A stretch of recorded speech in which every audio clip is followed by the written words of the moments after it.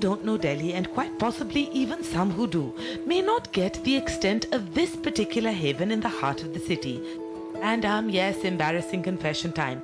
I have grown up within 10 minutes of the magnificent sprawl that is the Hauz Khas monument, and still, this is the first time I have ever explored it. I'm vaguely ashamed and feeling more than a bit stupid that this 13th century spectacle has eluded me until now. Named for this reservoir and the imposing monuments around it, Hauz Khas means royal tank. It's pretty breathtaking, a real step back in time. Apart, of course, from the many visitors who clearly do a better job of getting around than I. It's quite the hub, even early on a rainy morning, and you'll soon see why.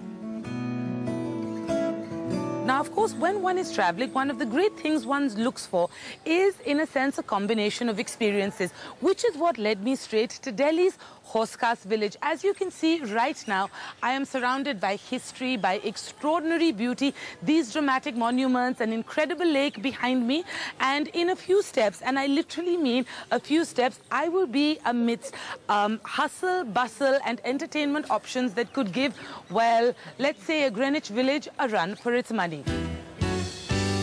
The truth is, most explorations of the area, mine included, begin and end at the village. A charming, crowded, hyper-trendy, though rough around the edges pocket that's recently become the hot new spot. Not surprising really, since it's brimming over with a little something for everyone. And so while the view and the venue do merit serious attention, this cluster of, well, everything has more than enough going on even without it. With its winding little lanes, its clever little storefronts, its kitschy one-of-a-kind stores, its behold my boho chic vibe, you could while away hours here and still not run out of things to do. But for me, I have such a surprise, a one-point agenda. Because you see, the other thing that the Hauz Khas Village does very well is food.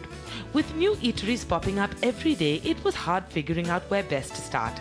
And then I found the perfect place. Cafe Diva Piccola, a place that guarantees good food and has an old connection to the village's earlier heyday.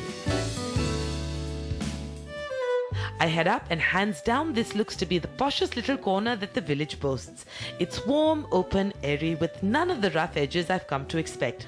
And since it's the latest offering by Ritu Dalmia, she who made Italian khana a byword, I know I'm going to be very well fed. And I'm not wrong. But first, despite Ritu's many successful ventures, her latest baby is one that's particularly meaningful to her. First restaurant was in Hauz Khas Village. 1993, when I had Mezzaluna, for me it was a little Soho, but it died down.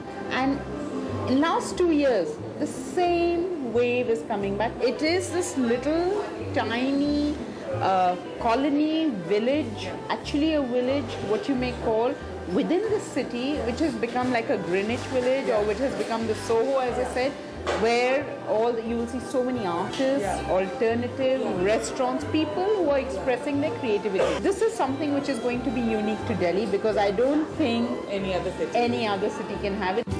Right, well, she's back with a bang. This I can attest to, even when we start simple with some salad and starters. Their take on Italian scampi, here served with an olive oil sauce. So light, so good. Just like this salad of mixed greens, pine nuts and cherry tomatoes.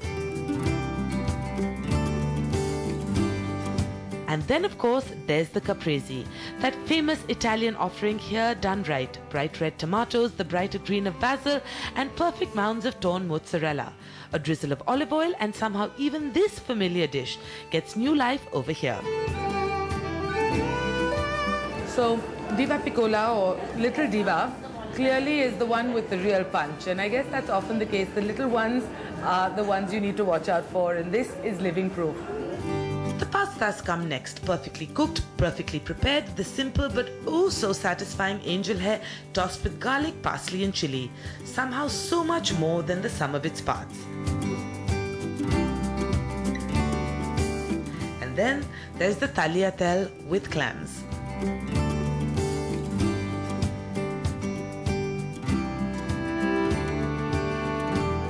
So the sad thing is, despite the shocking almost number of Italian eateries that have dotted up across every landscape in India, Very, very few, if any of them, actually know how to cook pasta properly. It is meant to be presented al dente, which, contrary to popular belief, does not mean raw inside. It just means cooked to a perfect, precise level. If you want to know what that perfect, precise level is, take my advice, come here and try it.